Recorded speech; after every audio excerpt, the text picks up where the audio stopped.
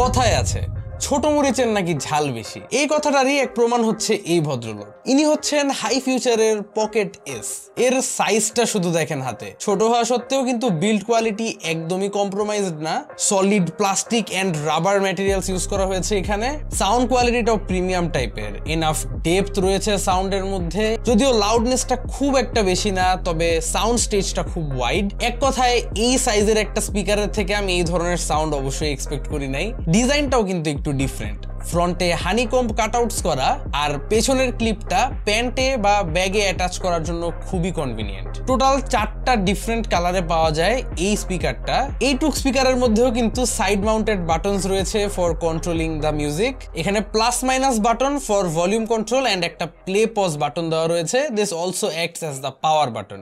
Battery capacity এর মধ্যে থাকছে 450 মিলিঅ্যাম্প আওয়ারের। একটানা 3 থেকে 4 ঘন্টা আপনি ইউজ করতে পারবেন ম্যাক্সিমাম ভলিউমে। যদিও প্লে টাইমটা একটু কম, but you have to keep in mind the size.